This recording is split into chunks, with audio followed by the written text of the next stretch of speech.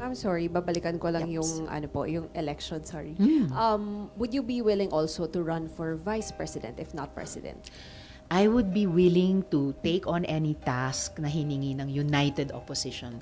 Pasensya rin, pabalik-balik ako doon kasi yun yung, kumbaga, kondisyon ko sa kahit ano. Kung magkaisa kami sa usaping 2028, palagay ko yun yung magpapalakas ng tsansa namin. And kung sino ang buuin naming team or slate para doon, susuportahan ko yun. Nakataya akong gawin ang lahat para mag-materialize yung ganyang scenario. United opposition, strong candidacies. How is the united opposition that you are building up? Lumalakas ba siya habang papalapit yung 2028 elections? Can you say that? Work in progress. So, patuloy na nag-uusap, nakikinig sa isa't isa, nagtitimbang ano ba yung options natin, ano yung best options possible. So, work in progress pa talaga siya. Pero I am very hopeful about it.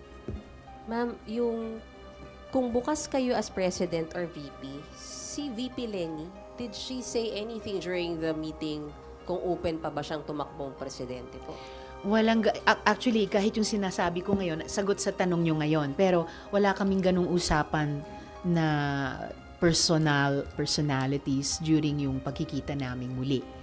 At pag-uusap muli tungkol sa possible futures.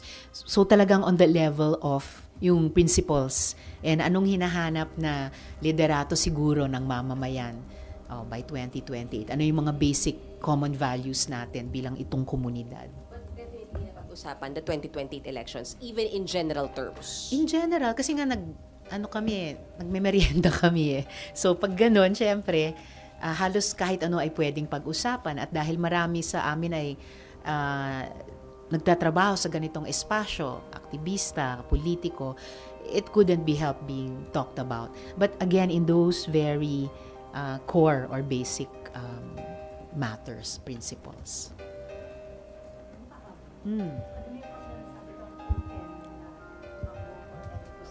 Under United Opposition, wala kang concern na baka maging subject ka na agad ng demolition job this early? Ang tagal nang dinidemolish eh, kahit nung malayo pa yung mga usapan ng eleksyon. So, unfortunately, bahagi na yon ng terrain sa ngayon. Basta I just keep my focus on ano yung task at hand.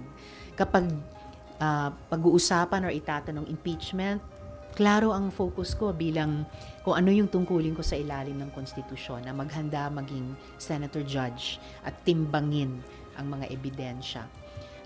Kung usapan ng oposisyon, ganun din, nakafocus lang ako sa kung ano ang kailangan naming gawin at ano yung kailangan kong gawin. Sen Merriman po from One.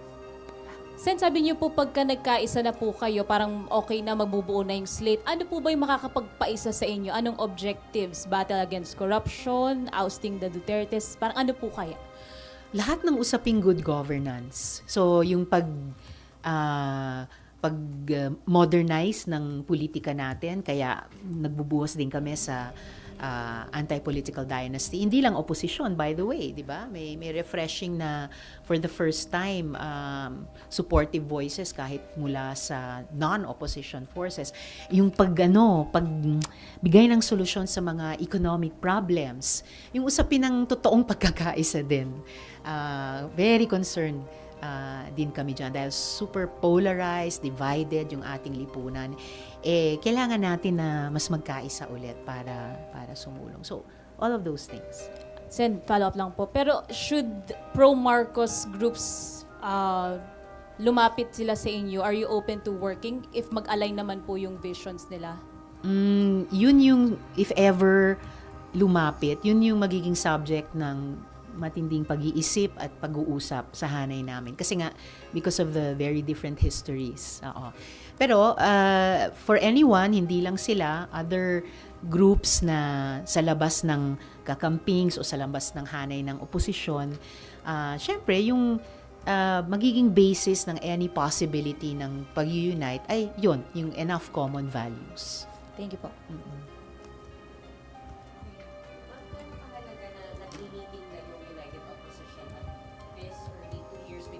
elections? And will there be more meetings from here on? Tuloy-tuloy yung pag-uusap. Eventually, they will become formal meetings. Kahit nga yung 7 kaming mga senatoriables noon, 4 na taon na kaming nagre-reunion lunches, dinners, tuwing may birthday o Pasko o New Year.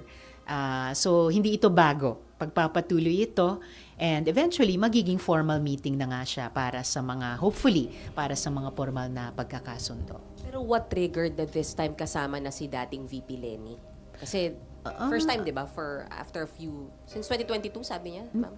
Hindi ko alam kung first time ito. Nagkikita kami tuwing may kasal, di ba? Sabay-sabay kami magnininang, ninong. So, it wasn't the first time since 2022. And for some of us, madalas kaming magkita.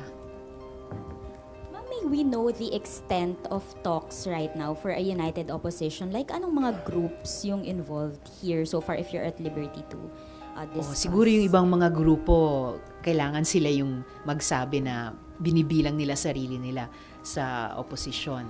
Pero from the people na nakita nyo pinost ng ibang mga colleagues ko yung photos nung pagkikita namin, yung meal namin at saka pag-uusap. So yun yung mga grupo that we represent na have stayed in touch over the past years, even decades, at patuloy na nag-uusap ngayon.